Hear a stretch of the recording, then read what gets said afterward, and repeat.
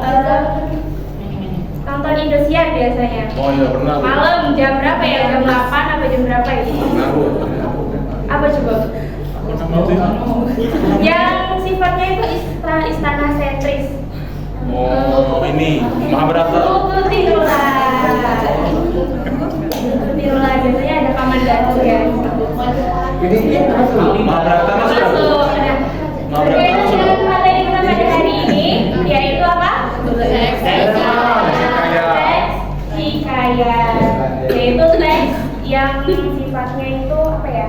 Istana sentris, mustahil kan? Mana ada orang bisa apa? Terbang naik burung kan nggak mungkin banget itu ya. Iya. Mungkin sih Bu. Iya. Tidak mungkin. Jadi tujuan pembelajaran kita hari ini yaitu mengidentifikasi karakteristik teks hikayat, nilai-nilainya, kemudian juga struktur kebahasaannya. Kita pada pembelajaran hari ini menggunakan model pembelajaran cooperative learning. Apa itu model pembelajaran cooperative learning? Nggak tahu ya. Modelnya itu nanti kalian dibentuk kelompok-kelompok kecil. Jadi nanti kalian bekerja sama dengan teman-teman kalian. Oke.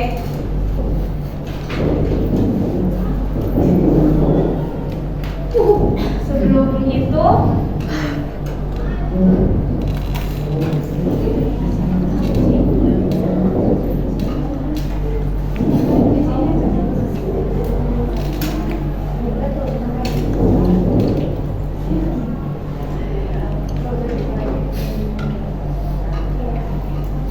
jadi ibu mau menampilkan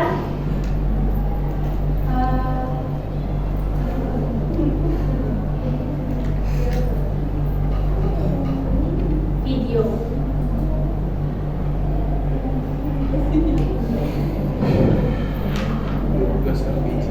Kalian simak ya video ini. Nanti ada yang ibu tanyakan.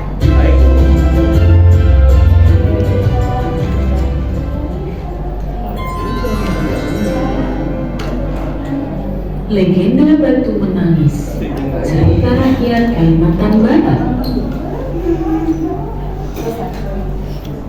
Alkisah juga seorang janda miskin dan anak perempuannya bernama Darmi.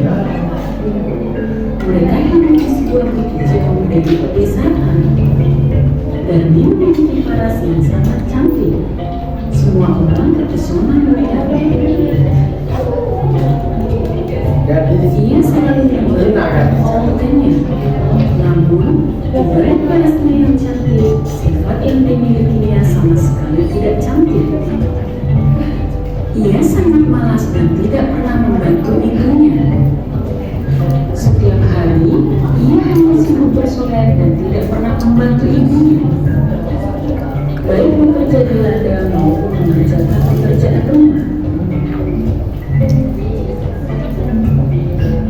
Pada suatu hari, Darmi meminta pada ibunya untuk dibelikan alat kecantikannya yang habis. Ibunya pun tak tahu alat kecantikan seperti apa yang Darmi maksud. Akhirnya ia mengajak Darmi untuk ikut ke pasar bersamanya. Darmi sempat menolak dengan alasan ia tidak mau kulitnya menjadi hitam karena kepanasan. Tetapi dengan terpaksa, Darmi pun mau ikut dan mengajukan syarat. Syaratnya yaitu ibunya harus berjalan di belakang Darmi. Ia tak mau orang lain melihat ibu dan Darmi berjalan beriringan. Karena rumah mereka jauh, mereka harus berjalan jauh untuk sampai ke pasar. Darmi berjalan di depan ibunya dengan mengenakan pakaian yang sangat bagus. Sedangkan ibunya berjalan di belakang Darmi dengan pakaian yang lusuh dan kotor. Saat memasuki desa, semua orang yang melihat Darmi langsung terpesona akan kecantikannya. Banyak pemuda desa yang mengagumi kecantikannya. Namun penduduk desa dibuat heran dengan orang yang berada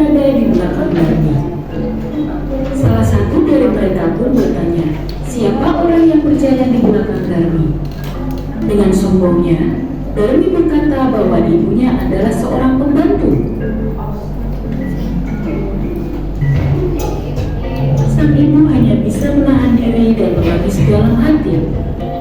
Tiap mendengar jawaban anaknya yang menyakitkan hatinya itu, sang ibu lama-kelamaan tidak dapat menahan diri lagi.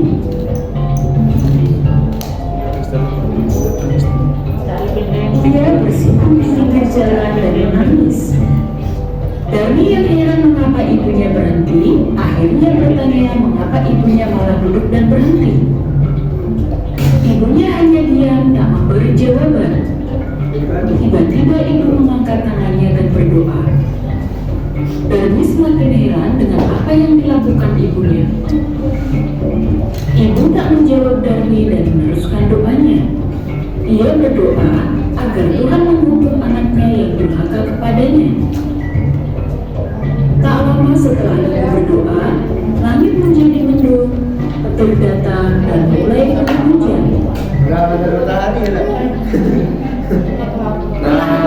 Darmi mulai membantu. Dimulai dengan yang tidak bisa digunakan, lalu seluruh tubuhnya yang berubah menjadi batu. Darmi menangis kepadanya dan memohon ampun kepada ibunya. Ibu tidak dapat berbuat apa-apa lagi. Hukuman untuk Darmi tidak bisa dibatalkan lagi. Darmi menangis dan menyesali perbuatannya. Saat kepala Darmi belum menjadi batu, ibunya melihat Darmi menitikkan air mata. Semua orang di sana menyaksikan peristiwa tersebut. Satu hal yang dapat kita ambil adalah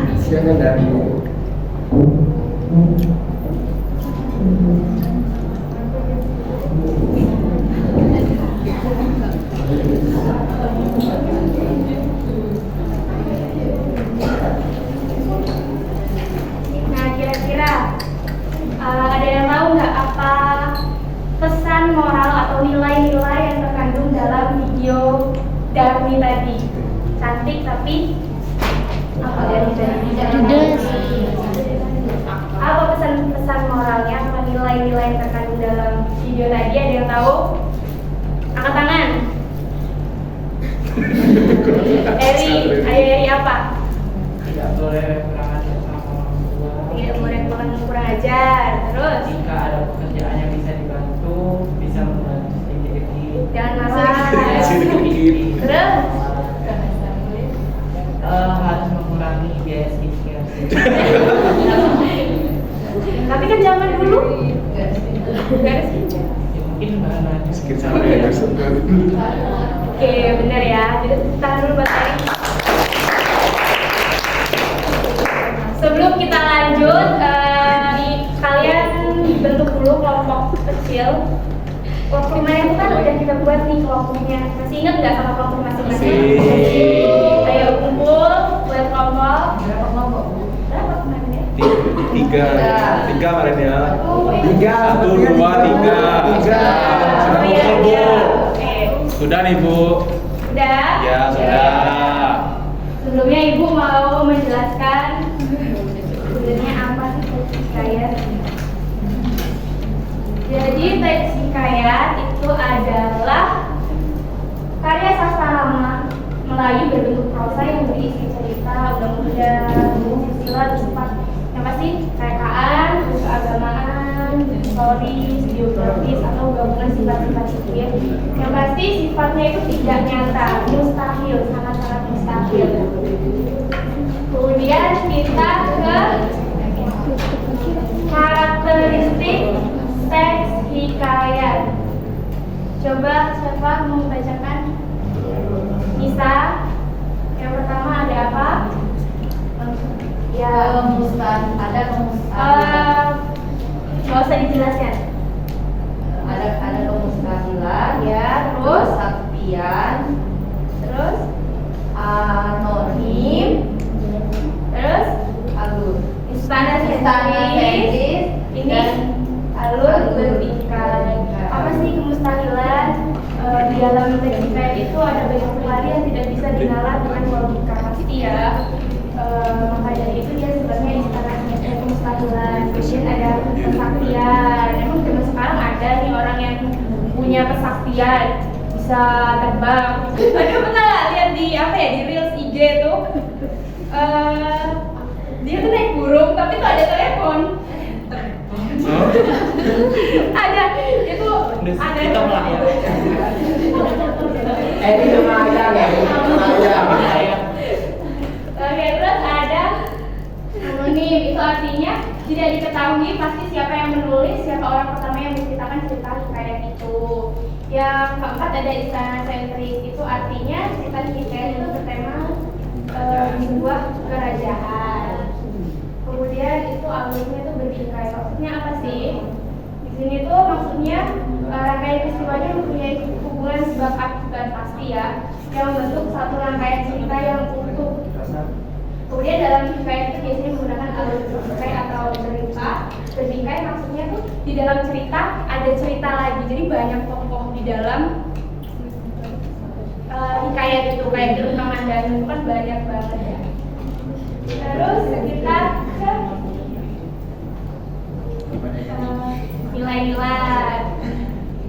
Kita cepet aja ya. Yang pertama pasti ada nilai. Ya karena waktunya. Yang pertama ada nilai-nilai pendidikan. Yang kedua religius. Itu nilai yang berkaitan manusia dengan pencipta alam dan selisihnya. Kemudian nilai moral. Yang pasti ada nilai-nilai kebenaran, kejujuran, dan ajaran kebaikan yang terkandung dalam hikayat itu. Kemudian ada nilai sosial yang berkaitan erat dengan hubungan individu, maksudnya hubungan dengan masyarakat gitu. Dan yang terakhir ini ada struktur. Kenapa ini? Ada struktur hikayat. Yang pertama ada abstraksi. Oh iya.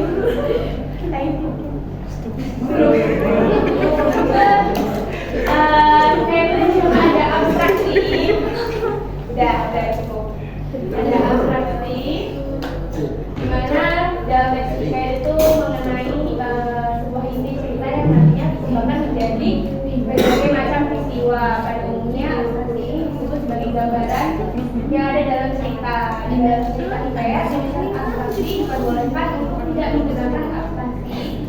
Namun perlu dipahami bahwa abstraksi itu menjadi sebuah permulaan yang sangat penting. Yang kedua ada orientasi. Apa itu orientasi? Waktu, tempat, suasana. Iya, benar banget. Kemudian ada komplikasi. Itu apa komplikasi? Sebab dan akibat terjadinya Apa? suatu Terjadinya suatu konflik. peristiwa. Konflik ya, pasti semua cerita itu ada konflik ya. Yang keempat itu ada evaluasi. Itu berbagai macam konflik mulai memperboleh berbagai resolusi dan juga penyelesaian yang dilakukan oleh peran tokoh yang sangat sentral. Evaluasi ini dapat membuat teks semakin mendekati alur. Jadi evaluasi ini udah mau kayak gitu loh. Nah, terus yang terakhir ada resolusi. Apa resolusi? Pemecahan masalah. Pemecahan masalah. Macam-macam solusi. Macam-macam solusi. Ditampilkan pemikiran pribadi penulisnya. Jadi tadi apa aja struktur teks hikayat? Abstrak. Yang kedua Orientasi. orientasi. Yang ketiga Komplikasi. yang keempat Resolusi. evaluasi. Evaluasi. Terus yang terakhir Resolusi. paham, mengerti. Jadi ibu mau kasih kalian tugas. Ini nanti ibu akan kirimkan.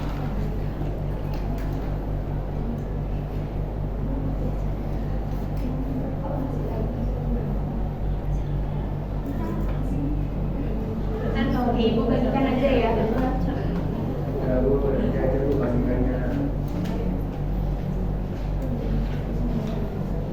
kelompok 1, kelompok 2, kelompok 3. Kasih Bu. Jadi tugasnya udah Ibu bagi, coba buka bukunya.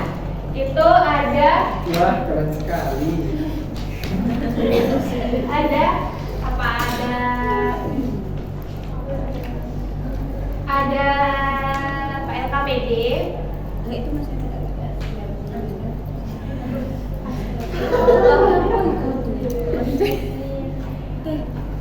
Iya.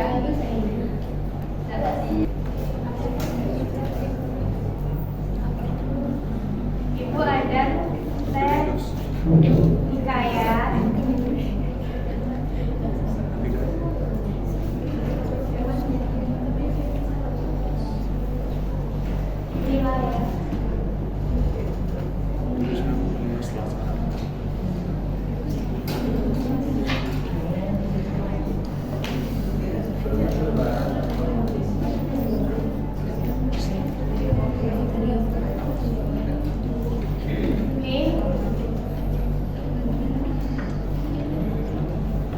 Ini ada teks hikayat. Nah, nanti kalian kerjakan per kelompok.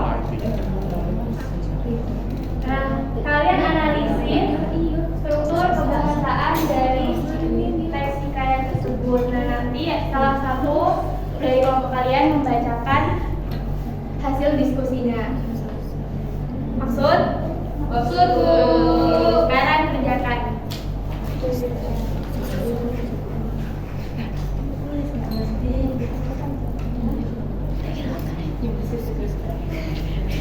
Sudah Bu. Sudah? Ya. Sekarang kelompok 2. Kelompok 2. Ayo kelompok 2 dulu kalau membacakan.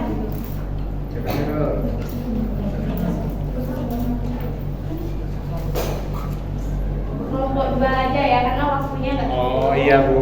Nanti kelompok lainnya dikumpul aja. Bu. Oke, baiklah teman-teman, ini saya perwakilan dari kelompok 2 ingin membacakan hasil dari kerja kelompok kami. Analisis struktur cerita hikayat Putri Kemuning. Yang pertama itu ada abstrak. Paragraf pertama berfungsi sebagai abstrak. Dia mengenalkan tokoh utama, raja yang bijaksana dan adil. Latar belakang keluarga, 10 putri cantik dengan nama Wana, dan konflik awal kematian istri raja saat melahirkan putri kuning serta sifat manja dan suka bertengkar dari 9 putri lainnya. Abstrak ini memberikan gambaran umum tentang situasi awal cerita. Yang kedua ada orientasi atau pengenalan tokoh dan latar. Paragraf kedua dan ketiga termasuk dalam orientasi. Paragraf kedua lebih menekankan pada kesibukan raja dan kurangnya interaksi dengan putri-putrinya, serta bagaimana ke-10 putri diasuh oleh inang dan tumbuh menjadi manja. Paragraf ketiga memperkenalkan perbedaan karakter putri kuning yang lebih suka bermain sendiri dan tidak terlibat pertengkaran saudara-saudaranya. Yang ketiga itu ada komunikasi atau permasalahan yang mulai muncul. Paragraf keempat hingga keenam adalah bagian komunikasinya. Paragraf keempat menceritakan momen ketika raja akan pergi dan menanyakan keinginan anak-anaknya. Perbedaan jawaban antara putri kuning dan 9 putrinya menjadi awal mula potensi konflik. Paragraf kelima menggambarkan perilaku buruk 9 putri selama raja pergi dan kesedihan putri kuning melihat taman ayahnya kotor. Paragraf ke-6 menunjukkan tindakan kemudian putri kuning membersihkan taman dan reaksi negatif dari kakak-kakaknya yang mengejek dan mengotorinya lagi. Yang bagian keempat itu ada evaluasi atau konflik semakin rutin. Paragraf ke-7 dan ke-8 merupakan bagian evaluasi. Paragraf ke-7 menceritakan kepulangan raja dan memberikan hadiah, termasuk kalung cantik untuk putri kuning. Paragraf ke-8 menjadi kisah konflik ketika putri hijau merasa iri dan menghasut saudaranya, menuduh putri kuning mencuri kalung tersebut. Dan yang terakhir itu resolusi atau penyelesaian masalah. Paragraf ke-9 dan ke-10 adalah bagian resolusi dari konflik tersebut. Paragraf ke-9 menceritakan tindakan kekerasan kakak-kakak putri kuning yang menyebabkan kematiannya secara tidak sengaja dan upaya mereka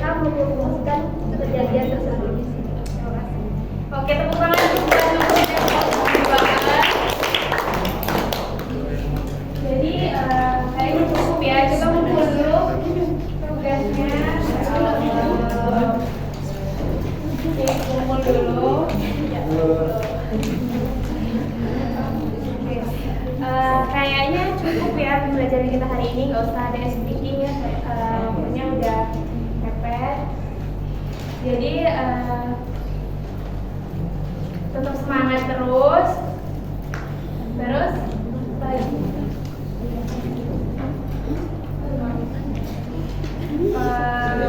Sebelumnya kalian tuh ngerti nggak? Ngerti nggak ini tadi? Pasal apa itu teks hikayat? Nilai-nilai, strukturnya. Oke, kalau paham, kayaknya Ibu tutup pembelajaran